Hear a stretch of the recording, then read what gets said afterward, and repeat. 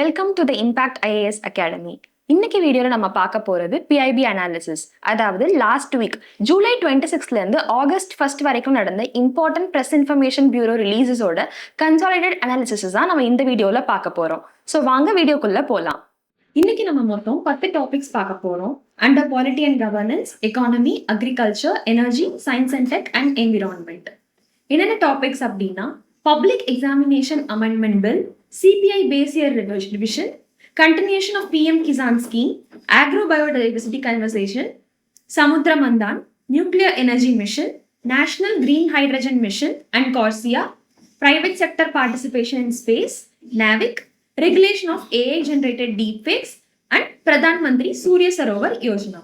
இப்போ நம்ம first topic குள்ள போகலாம். Public Examinations Amendment Bill, Prevention of Unfair Means. அதாவது ரீசெண்டா இப்போ நேஷன் வைட் டொமஸ்டிக் ப்ரொடெஸ்ட் அப்புறம் இந்த நீட் பேப்பர் லீக் இதெல்லாம் நடந்ததுனால கவர்மெண்ட் என்ன பண்ணியிருக்காங்கன்னா 2 ஹவுசஸ் ஆஃப் பார்லிமெண்ட்லையும் இந்த பப்ளிக் எக்ஸாமினேஷன் அமெண்ட்மெண்ட் பில்ல பாஸ் பண்ணியிருக்காங்க. பிரசிடென்டோட அப்ரூவலும் கிடைச்சதுக்கு அப்புறமா it has officially become a law with more stringent restrictions and punishments. இதோட பேக்ரவுண்ட் என்னன்னு பார்ப்போம். Parliament enacted Public Examinations Act in 2024 to curb paper leaks and organized examination fraud. It was the first central law specifically for this purpose. Recently, due to major examination irregularities, particularly the NEET UG paper leak, to restore the credibility of public examination, this amendment bill is passed and made a law. இதோட key features என்னென்ன அப்படின்னு பார்ப்போம். இந்த லால பனிஷ்மெண்ட்ஸை increase பண்ணிருக்காங்க. Minimum imprisonment has increased from 3 to 5 years. Maximum imprisonment remains அதே 10 years for serious offenses. And maximum fine is increased from 1 crore to 5 crore and 5 crores to 10 crores with a ban of 8 years. முன்னாடி 4 வருஷமா இருந்துச்சு. Expanded scope of offenses. இப்போ இந்த paper leaks, organised cheating rackets, impersonation, tech-enabled fraud, digital manipulation, cyber cheating, institutional collusion இது எல்லாமே offensesக்கு கீழே தான் வரும். Stronger accountability. Stricter action against service providers, exam authorities, coaching centers and organizations involved in unfair practices. இதனால longer debarment of guilty entities from conducting public examinations. இதுல என்ன பண்ணிருக்காங்கன்னா ஸ்பீடரா இந்த லாஸை என்ஃபோர்ஸ் பண்றதுக்காக for faster investigation and prosecution they have enabled fast track courts with stricter timelines. அதாவது investigation to be completed within 2 months and trial should be finished within 3 months. So overall 5 months குள்ள entire ப்ராசஸையும் முடிக்கணும்னு சொல்லிட்டு இப்போ கொண்டு வந்திருக்காங்க.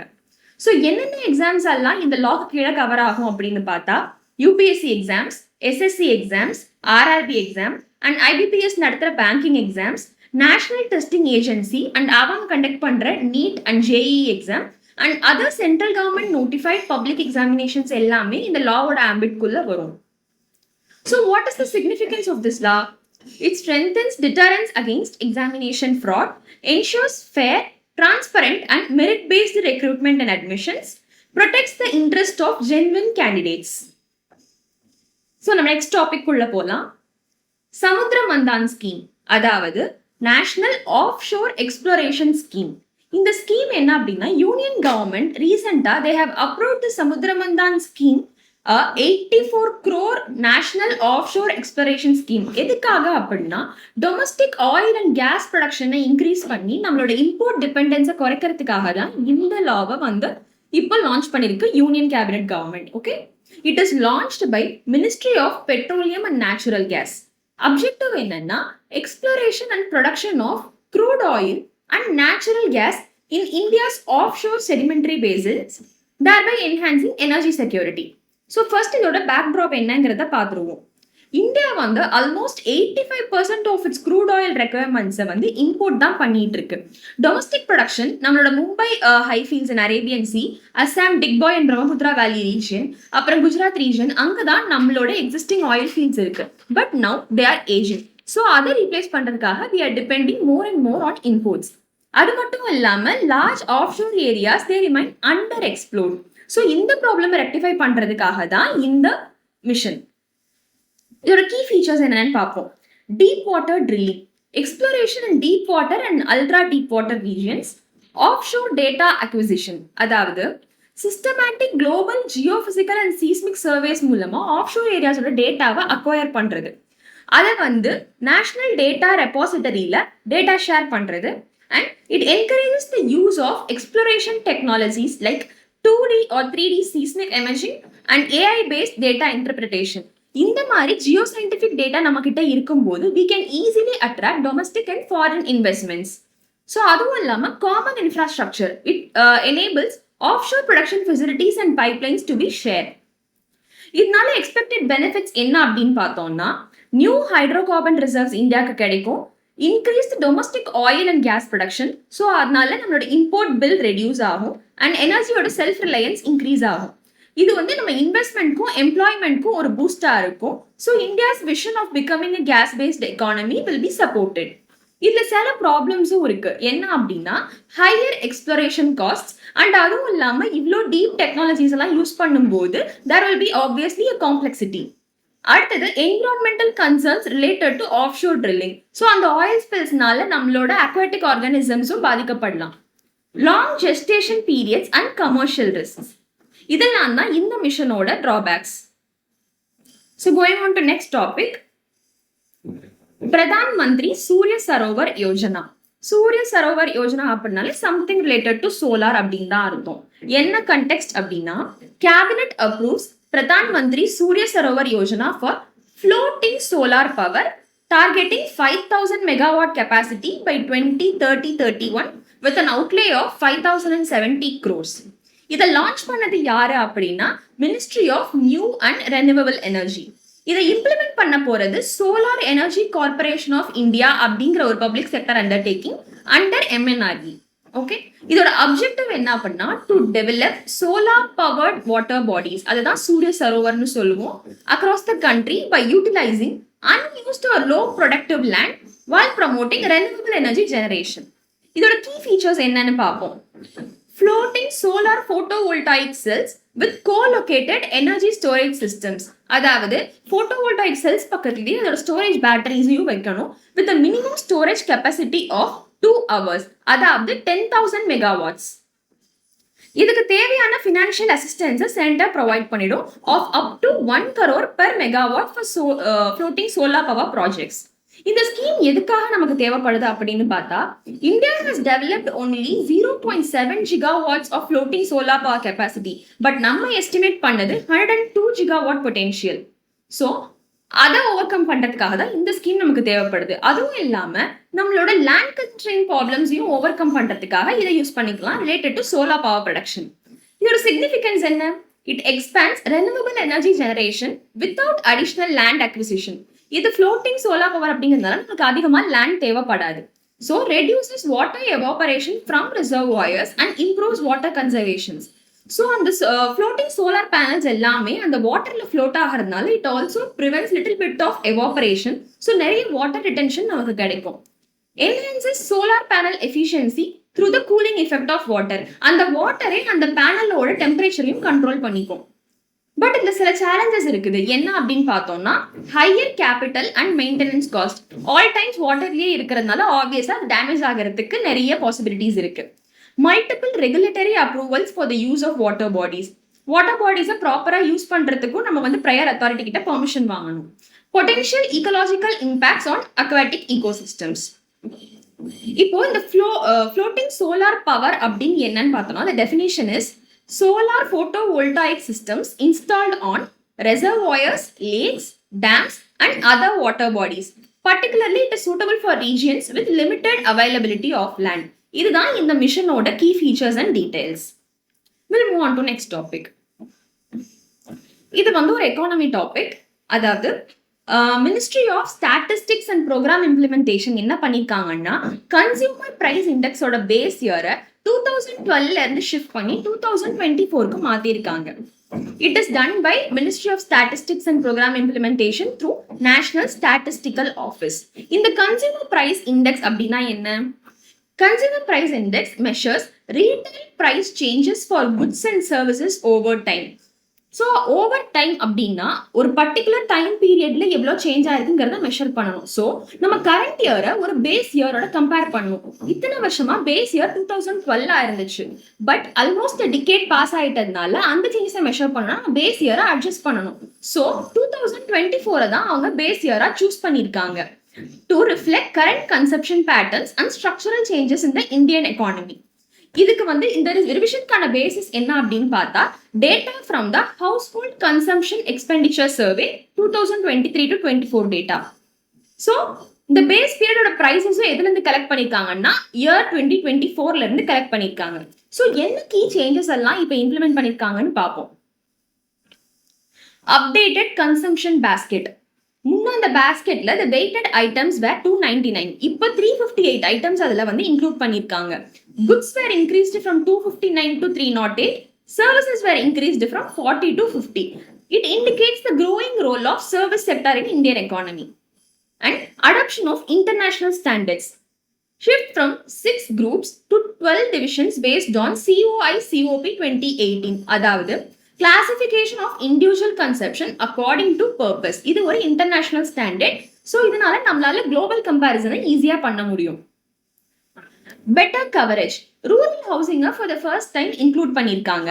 And new items such as OTT or streaming services, value added dairy products, exercise equipments, babysitter services, pen drives, external hard disk, இந்த மாதிரி நம்ம இந்த டிக்கெட்ல நியூவா அதிகமா யூஸ் பண்ண ஆரம்பிச்ச எல்லா ப்ராடக்ட்ஸும் இன்க்ளூட் பண்ணிட்டு பழைய items like VCR, DVD players, tape recorders, radios, DVD cassette, CD cassettes இதெல்லாம் நம்ம யூஸ் பண்ணலையோ அதெல்லாம் ரிமூவ் பண்ணியிருக்காங்க. Digitalisation of data collection. Introduction of computer assistant personal interviewing. Inclusion of e-commerce and online market prices from selected cities.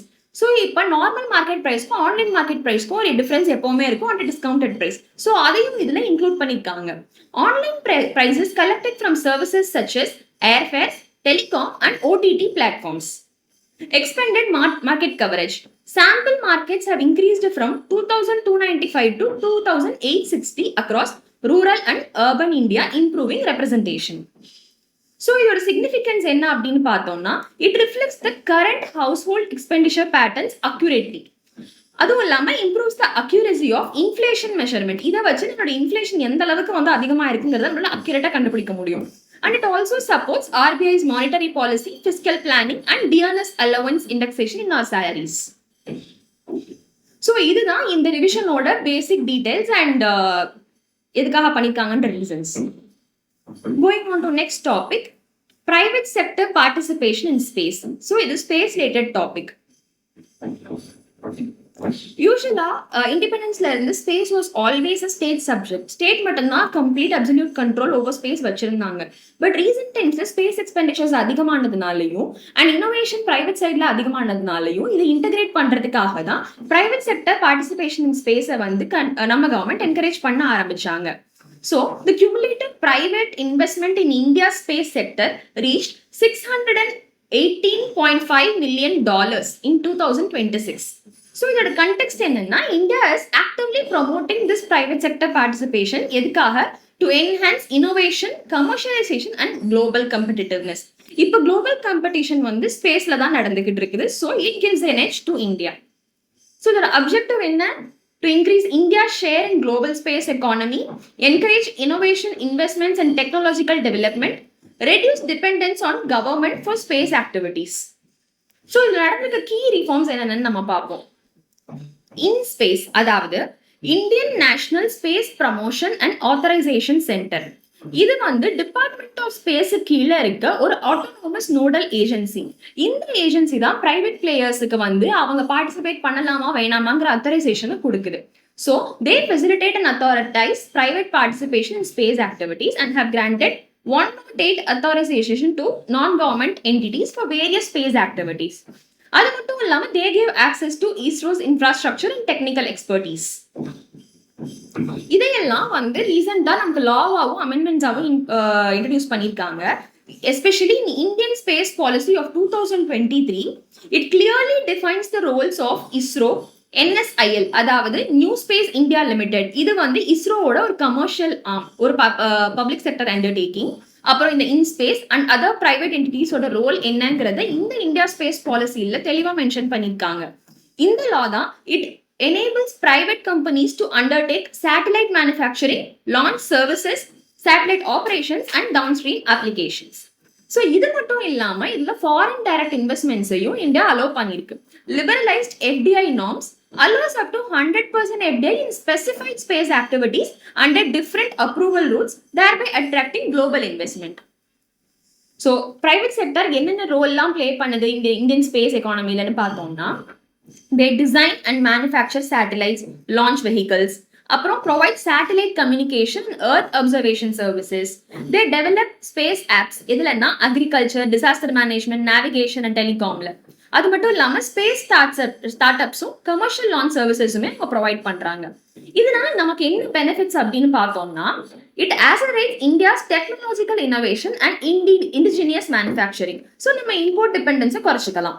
And generates high skilled employment and startup growth, attracts domestic and foreign investment, enhances India's competitiveness in global space. அது மட்டும் இல்லாம நம்மளோட ஆத்மநிர்பர் பாரத் ஸ்கீமையும் இது support பண்ணுது. But இந்த சில சேலஞ்சஸும் இருக்குது. என்னன்னா, need for robust regulatory and licensing framework. Because ஒரு பிரைவேட் பிளேயரை உள்ள இன்ட்ரடியூஸ் பண்ணும்போது they will have lot of commercial interest also. So national security அதை அஃபெக்ட் பண்ணாதபடி we have to create the regulatory and licensing framework. அது மட்டும் இல்லாம ensuring cyber security and strategic technologies எல்லாம் சேஃபா இருக்கான்னு சொல்லிட்டு நம்ம வெரி கேர்ஃபுல்லா அதை மானிட்டர் பண்ணணும். Okay, going on to next topic. இதுவும் ஸ்பேஸ் ரிலேட்டட் தான், NavIC அப்படின்னு சொல்லிட்டு. அதாவது NavIC அப்படின்னா நேவிகேஷன் வித் இந்தியன் கான்ஸ்டலேஷன். அதாவது நம்ம கூகுள் மேப்ஸ் யூஸ் பண்ணி இருக்கோம், அதுக்கு வந்து பேசிக்கே ஜிபிஎஸ் அந்த குளோபல் பொசிஷனிங் சிஸ்டம் தான். ஆனா அந்த டெக்னாலஜி இந்தியாவோடது கிடையாது, யூஎஸ் கிட்ட இருந்து பாரோ பண்ணிட்டு தான் யூஸ் பண்ணிட்டு இருக்கோம். ஸோ அந்த பிரச்சனையை சால்வ் பண்றதுக்காக தான் இந்தியா இண்டிஜினஸா கிரியேட் பண்ண ஒரு டெக்னாலஜி தான் இந்த NavIC. It is developed by Indian Space Research Organisation, நம்ம ISRO. So it was formerly known as IRNSS, அதாவது Indian regional navigation satellite system. இதோட அப்ஜெக்டிவ் என்னன்னா, to provide accurate position, navigation and timing (PNT) services over India up to about 1,500 km beyond its borders. So India and its borders தாண்டி 5,500 kilometers வரைக்கும் position, navigation and timing இந்த சிஸ்டமால provide பண்ண முடியும். Key features என்னன்னா, it consists of a constellation of 7 operational satellites with replacement satellites launched periodically. அதாவது Earth சுத்தி 7 operational satellites ஒரு constellation web மாதிரி கிரியேட் பண்ணி வச்சிருக்கும் system. It provides 24/7 navigation services. And அதுவும் இல்லாம it provides an accuracy of better than 20 meters over its primary service area. And it operates independently, thereby ensuring strategic autonomy without relying on foreign navigation systems. So இது என்னென்ன service எல்லாம் நமக்கு provide பண்ணுது அப்படின்னு பார்த்தோம்னா, standard positioning service. It is available for civilian users. நம்ம நார்மலா வந்து ஸ்பாட் பண்றதுக்கு, நேவிகேட் பண்றதுக்கு, டைமிங் இன்ஃபர்மேஷனுக்கு இதை யூஸ் பண்ணிக்கலாம். ரெஸ்ட்ரிக்டட் சர்வீசஸ், அதாவது confidential details like encrypted service for authorised users in defence and strategic agencies. So இதோட அப்ளிகேஷன்ஸ் என்னென்ன? It is used in road, rail, air, maritime navigation, அப்புறம் டிசாஸ்டர் மேனேஜ்மெண்ட், எமர்ஜென்சி ரெஸ்பான்ஸ்க்கு use பண்றோம். Tracking and logistics, precision agriculture, surveying, mapping, time synchronisation for telecom, banking and power grids, defence and border surveillance, இந்த மாதிரி நிறைய applications இருக்கு. So இதோட overall significance என்ன? India strategic and technological self reliance, reduces dependence on foreign systems such as GPS, அது யூஎஸ்ஏ-ஓடது, GLONASS ரஷ்யாவோடது, Galileo European யூனியனோடது, பெய்டோ சைனாவோடது. And it also enhances national security and supports Atmanirbhar Bharat initiative and growth of India's space-based activities. இந்த recent developments என்ன அப்படின்னா, இப்போ இந்த NavIC வந்து நம்மளோட ஸ்மார்ட் போன்ஸோடையும் வெஹிக்கல் ட்ராக்கிங் சிஸ்டம்ஸோடய இன்டெகிரேட் பண்ண ட்ரை பண்ணிட்டு இருக்காங்க. And it's promoting wider options through chipsets and receivers. நம்ம நெக்ஸ்ட் டாபிக் என்ன அப்படின்னா, நியூக்ளியர் எனர்ஜி. நம்மளோட நியூக்ளியர் எனர்ஜி மிஷனும் அதோட எக்ஸ்பான்ஷன் பத்தியும் பார்க்க போறோம். ரீசெண்டா இந்தியா என்ன பண்ணிருக்காங்கன்னா, they have announced a huge project, அதாவது ஒரு ambitious nuclear energy mission for Viksit Bharat 2047. அதோட டார்கெட் என்ன அப்படின்னா, 2047க்குள்ள இந்தியாவோட நியூக்ளியர் கெப்பாசிட்டியை 100 gigawatts மாத்தணும் அப்படிங்கிறது தான். So it supports the transition to clean, reliable and low carbon energy. இந்த mission aligns with India's net zero target by 2070 and achieving 500 gigawatts of non-fossil fuel electricity capacity by 2030. So, your objectives என்னன்னு பார்ப்போம். Expand nuclear power generation, reduce dependence on fossil fuels, promote indigenous nuclear technology, and supports India's clean energy transition. Because of all the energy available, nuclear energy is one of the cleanest energy sources. Your key features என்னன்னு பார்ப்போம். 20,000 crore nuclear energy mission announced for research, development and deployment of small modular reactors. Target to develop at least 5 indigenously designed small modular reactors by 2033. Greater participation of private sector through reforms in nuclear sector. அப்புறம் BARC initiative, அதாவது Bhabha atomic research சென்டர்ல வந்து அவங்க தான் வந்து next generation reactor designs எல்லாம் lead பண்ணிட்டு வராங்க. So to provide financial and other support to them. அப்புறம் த சாந்தி ஆக்ட், அதாவது sustainable harnessing and advancement of nuclear energy for transforming India act. முன்ன சொல்லல private sector participation. Nuclear energy one of the important key critical இன்ஃப்ராஸ்ட்ரக்சருங்கிறதுனால அதுவும் முதல்ல purely government கிட்ட தான் இருந்துச்சு. ஸ்லோலி அவங்களையும் அதுலயும் நமக்கு பிரைவேட் செக்டரை இன்ட்ரடியூஸ் பண்றதுக்காக தான் இந்த சாந்தி ஆக்டை கொண்டு வந்தாங்க. So it enables wider public and private sector participation in nuclear power also. கரண்டா இந்தியாவோட நியூக்ளியர் பவர் ஸ்டேட்டஸ் என்ன அப்படின்னு பார்ப்போம். இந்தியாவோட installed capacity now it is around 8.78 gigawatts. And operational reactors வந்து 25 reactors at 8 nuclear power stations. So it totally accounts for 3% of India's total electricity generation. Significance: provides 24/7 reliable base load power, unlike intermittent solar and wind energy. மற்ற energy sources எல்லாம் it depends on seasonal and climatic changes. ஆனால் nuclear power அப்படி கிடையாது. It can provide energy 24/7. And as I said, it is one of the cleanest form of energy source. அதனால வந்து it reduces greenhouse gas emissions and supports climate goals and strengthens India's strategic nuclear capabilities. But இதுல சில challenges-உம் இருக்குது. என்னன்னா high capital cost and long construction period. Because setup பண்ற nuclear reactorsல இருந்து அதுக்கான safety மெஷர்ஸ்ல இருந்து எல்லாத்தையும் செட் பண்றதுங்கிறது ரொம்ப ஹியூஜ் இனிஷியல் காஸ்ட் அண்ட் அதை செட் பண்றதுக்கு ரொம்ப டைமும் ஆகும். Nuclear waste management and reactor safety, obviously, and public concerns over radiation risk, limited domestic uranium reserves. அதாவது raw materials இந்தியா கிட்ட ரொம்ப லிமிட்டடாக தான் இருக்குது. ஸோ இதான் நம்மளோட நியூக்ளியர் பவர் கெப்பாசிட்டி அண்ட் அதில் இருக்கிற இப்போ concerns. So the next topic is national green hydrogen mission. இந்த மிஷனை 2023 லான்ச் பண்ணாங்க under the ministry of new and renewable energy. The total outlay is 19,744 crores. இதோட அப்ஜெக்டிவ் என்னன்னா to make India a global hub for production, utilization and export of green hydrogen and its derivatives.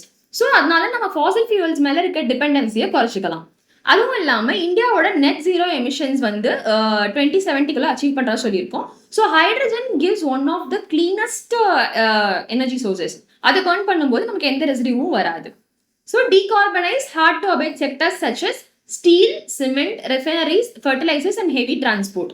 அதாவது mostly manufacturing செக்டரே வந்து decarbonise பண்ண try பண்றாங்க இது மூலமா. So 2030 இருக்க கீ டார்கெட்ஸ் என்ன அப்படின்னா produce 5 million metric tons of green hydrogen annually with expansion up to 10 MMT. Develop 125 gigawatts of additional renewable energy capacity. Attract investments over 8 lakh crore. Create more than 6 lakh jobs. Reduce fossil fuel impacts by over 1 lakh crore annually. And avoid nearly 50 metric tons of CO2 emissions every year. So, the key components என்ன அப்படின்னு பார்ப்போம். Side program, அதாவது strategic intervention for green hydrogen transition. இது என்ன பண்ணும்னா இந்த green hydrogen produce பண்றதுக்கு தேவையான ஃபினான்ஷியல் சப்போர்ட்டை வந்து ப்ரொவைட் பண்ணும். And green hydrogen hubs, pilot projects in transport, shipping and Steeles, R&D, skill development and certification framework for green hydrogen, இதெல்லாம் தான் கீ காம்பனன்ட்ஸ். இது 2 ஃபேஸா வந்து இந்தியாவில் ரோல் அவுட் ஆயிருக்கு. அதாவது ஃபர்ஸ்ட் ஃபேஸ் 2022 to 2025-26க்கு. அதுல என்ன பண்ணணும்னா creating demand and supply of green hydrogen, domestic electrolyzer manufacturing and especially existing sectorsல வந்து அதாவது refineries, fertilizers, city gas இதுல போய் green hydrogen ஃபர்ஸ்ட் டிப்ளாய் பண்ணணும். அண்ட் அதுவும் இல்லாம ஸ்டீல், மொபிலிட்டி அண்ட் ஷிப்பிங்ல பைலட் ப்ராஜெக்ட்ஸை இன்ட்ரடியூஸ் பண்ணணும். இதுதான் ஃபர்ஸ்ட் ஃபேஸோட டார்கெட்ஸ். ஃபேஸ் 2 இப்போ ரோல் அவுட் ஆயிருக்கு 2026 to 27ல. இந்த கிரீன் ஹைட்ரஜன் ப்ரொடக்ஷன் அடுத்த ஸ்டெப்புக்கு கொண்டு போகணும். Expand commercial adoption in steel, mobility, shipping, railways and aviation, அதாவது அடுத்த செக்டருக்கு அதை கொண்டு போறது. strengthen R&D to support innovation. So இதுதான் green hydrogen missionோட phase 2 roll out ஆயிட்டு இருக்க period. So moving on to that, அதோட இன்னொரு related topic is CORSIA. CORSIA is Carbon Offsetting and Reduction Scheme for International Aviation. So aviation வர்றதுனால இதை develop பண்ணது international civil aviation organisation ICAO. இது 2016லயே adapt பண்ணிட்டாங்க. இது எதுக்காக அப்படின்னா it is a global market based program to achieve carbon neutral growth. So இது எப்படி அவங்க பண்றாங்கன்னா by offsetting emissions above baseline, ஒரு பர்டிகுலர் பேஸ் லைனுக்கு மேல எமிஷன்ஸ் போகக்கூடாதுன்னு ஒரு த்ரெஷ்ஹோல்ட் செட் பண்ணி அதுக்கான சில கண்டிஷன்ஸையும் அவங்க எஸ்டாப்ளிஷ் பண்றாங்க. இது மூலமா they are trying to reduce the climate impact of international air transport. So இந்த CORSIA how it works அப்படின்னு பார்த்தா airlines monitor and report CO2 emissions from international flights. So இந்த emissions exceeding the prescribed baseline, they are compensated by purchasing eligible carbon offsets. அதாவது இந்த பேஸ்லைனுக்கு மேல அவங்க carbon emit பண்ணாங்க அப்படின்னா they have to purchase eligible carbon offsets. Carbon offset அப்படின்னா என்னன்னா it is a certificate or unit representing the removal or reduction of 1 metric ton of carbon dioxide equivalent to compensate. அதாவது அவங்க already பண்ண எமிஷனை compensate பண்ற மாதிரி ஒரு யூனிட்டை purchase பண்றது. அது எப்படின்னா from approved emission reduction projects. இது வெறும் இன்டர்நேஷனல் ஏவியேஷனுக்கு மட்டும்தான் இந்த ரூல். டொமஸ்டிக் ஏவியேஷனுங்கிறது அந்த கண்ட்ரியோட பாலிசிஸ் கீழே வரும். இதோட இம்ப்ளிமெண்டேஷன் ஃபேஸஸும் ஃபர்ஸ்ட் பைலட் ஃபேஸ் 21 to 23ல நடந்திருக்குது. ஃபர்ஸ்ட் ஃபேஸ் 24 to 26 அது முடிஞ்சு இப்போ செகண்ட் ஃபேஸ் ரோல் அவுட் ஆக போகுது 2027 to 35. இது நிறைய ஸ்டேட்ஸ்க்கு mandatory with exemption for least developed countries, small island developing states and other countries with low aviation activity. இதுல இந்தியாவோட சிக்னிஃபிகன்ஸ் என்ன அப்படின்னு பார்த்தோம்னா it encourages Indian airlines to adopt sustainable aviation fuel. Sustainable aviation fuel அப்படின்னா என்னன்னா it is a low carbon alternative to conventional fossil fuels based jet fuel and it is produced from renewable and waste materials. So இதுதான் நம்மளோட SAF. அதுவும் இல்லாம it supports India's climate commitments while maintaining aviation sector growth and it complements நம்மளோட green hydrogen mission and sustainable aviation fuel under CORSIA. Okay, நம்ம next topic போவோம். This is technology. Recently, government strengthened the framework to counter AI generated deepfakes. Okay. First deepfake na என்னன்னு பாப்போம். Deepfakeங்கிறது ரீசெண்டா ஒரு significant த்ரெட்டா மாறிட்டு வருது for public trust, democratic processes, individual privacy. எப்படின்னா by potential misuse in misinformation campaigns, financial fraud or identity theft. First டீப்ஃபேக்னா என்னன்னு பார்ப்போம். டீப்ஃபேக்குங்கிறது ஒரு மேனுஃபேக்சர்ட் ஃபேப்ரிகேட்டட் சிந்தட்டிக் மீடியா, அதாவது ஒரு audio, video R text generated using AI techniques. அது பார்க்கறதுக்கு ரொம்ப ரியலா இருக்கும், but it is not real and it is a highly fabricated content. So இந்த டீப்ஃபேக்ஸ் தான் இப்போ நிறைய ப்ராப்ளம்ஸ் கிரியேட் பண்ணிட்டு இருக்குது. ஸோ இதை ஃபேஸ் பண்றதுக்காக தான் government of India has strengthen legal and regulatory frameworks to combat AI generated deepfakes and other synthetic generated information. So the objective is open, safe, trusted and accountable cyberspace while promoting AI innovation. So இதுக்காக இந்தியால already exist ஆகிற legal frameworks என்னென்னு பார்ப்போம். முதல்ல information technology IT act. இதுதான் primary legal framework to address deepfake related crimes. Identity theft, cheating by impersonation using computer resources, violation of privacy, publishing or transmitting obscene or explicit content, power to block unlawful online content, empowering police to investigate cyber offenses. இதெல்லாம் தான் இந்த IT Act of 2000 power கொடுக்குது. And இப்போ ரீசெண்டாக roll out பண்ண பாரதிய நியாய சந்திதா 2023 section 353 and section 111 கீழே it penalizes dissemination of false information and covers organized crimes. But இதுல என்னன்னா 2000ல இன்ஃபர்மேஷன் ஆக்ட் வந்தப்போ அப்ப ஏஐங்கிற ஒரு கான்செப்ட் கிடையாது. we only had internet and technology. But இப்போதான் இதெல்லாம் ரோல் அவுட் ஆகிறதுனால we need to have an amendment. So February 2026ல இந்தியாவோட IT ரூல்ஸை அமெண்ட் பண்ணி ஒரு புதுசா ஒரு லா கொண்டு வந்தாங்க, IT ரூல்ஸ் அமெண்ட்மெண்ட் 2026.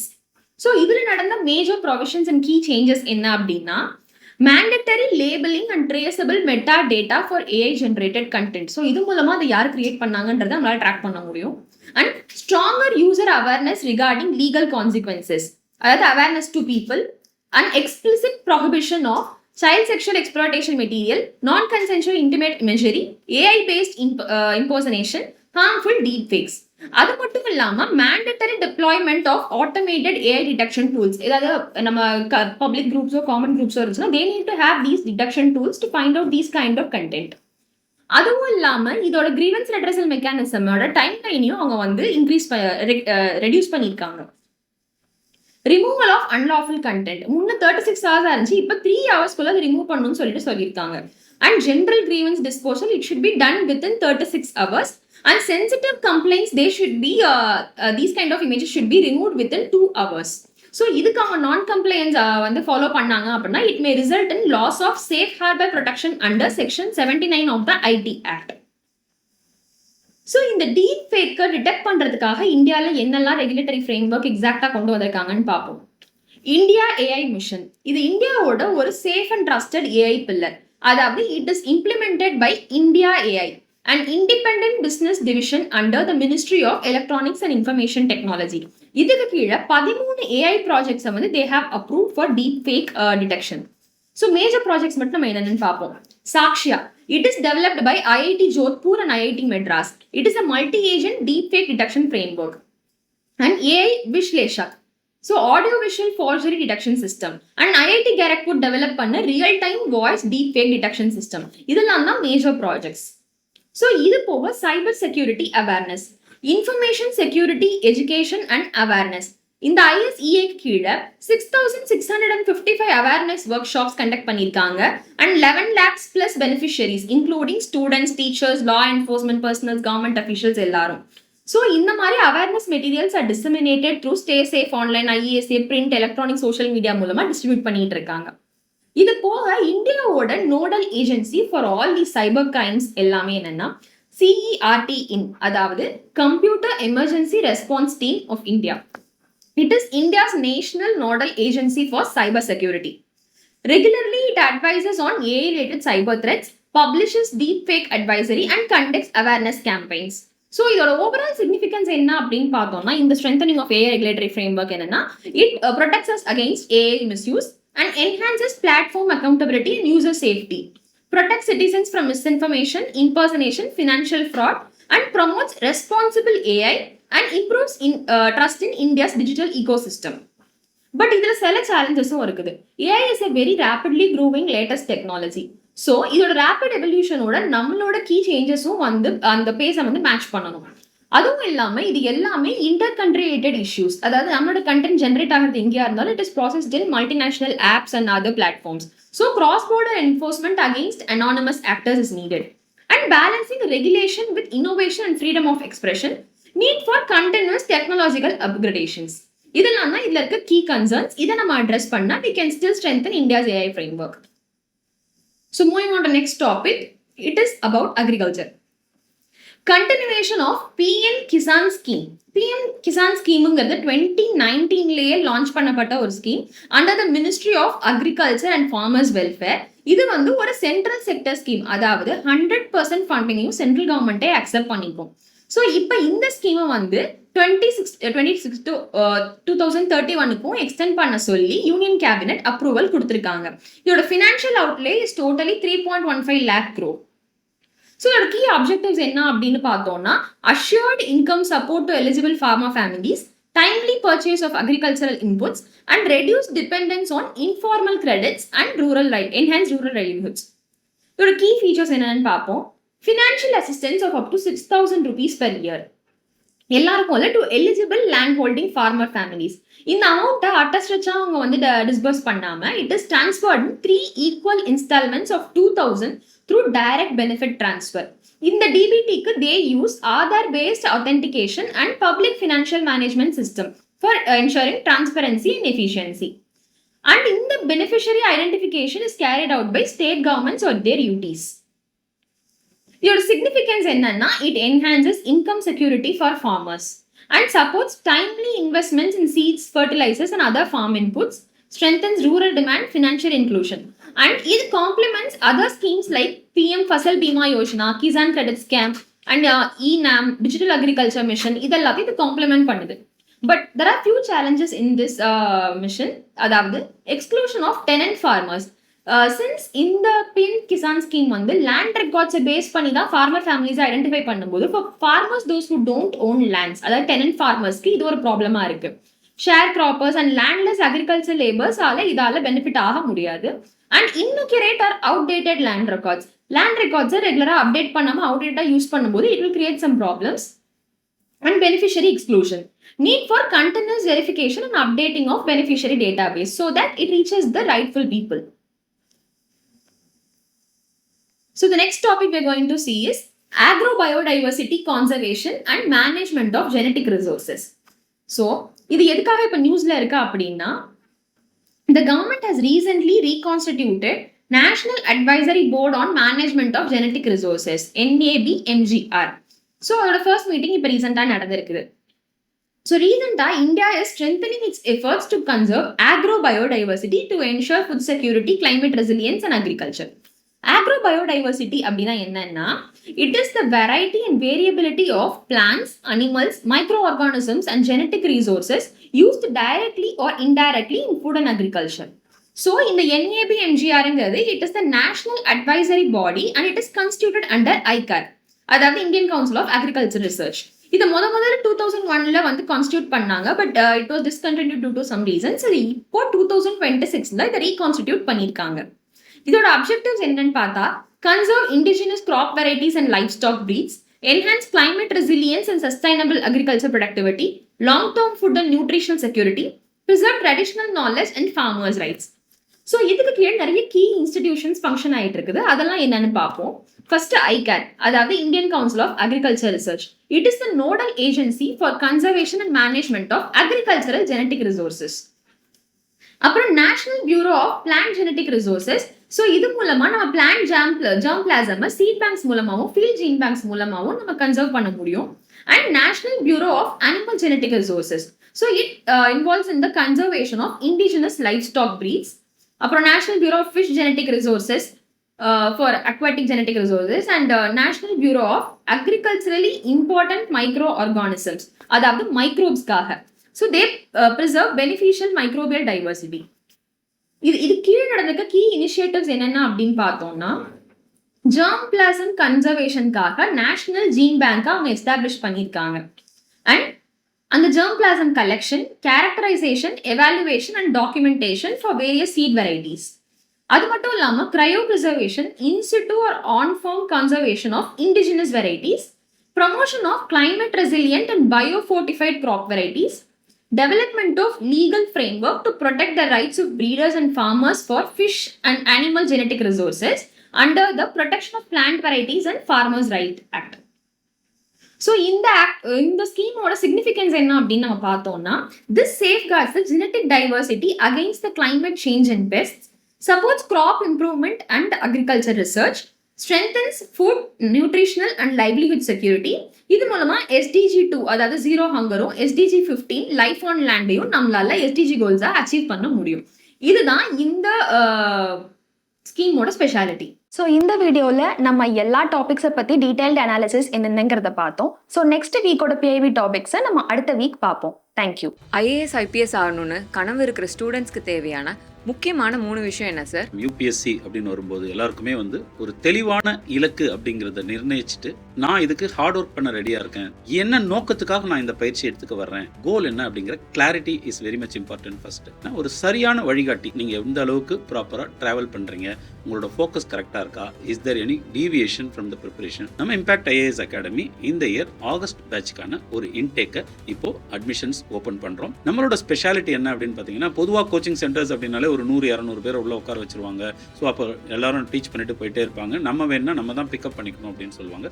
அந்த மெத்தட்ல இருந்து நம்ம டிவியேட் ஆகி ஒரு லிமிட்டட் நம்பர் ஆஃப் ஸ்டூடெண்ட்ஸோட ஒரு பர்சனலைஸ்டு மென்டாரிங், நீங்கள் எங்கே உங்களோட ஸ்ட்ரென்த் இருக்குது, எங்கே உங்களோட வீக்னஸ் இருக்குது அப்படிங்கிறத ஐடென்டிஃபை பண்ணி உங்களை இந்த கோலையும் டெஸ்டினியும் நோக்கி கையை பிடிச்சி அழிச்சிட்டு போகிறது தான் இம்பாக்ட் IAS அகாடமியோட யூனிக் ஐடென்டிட்டி.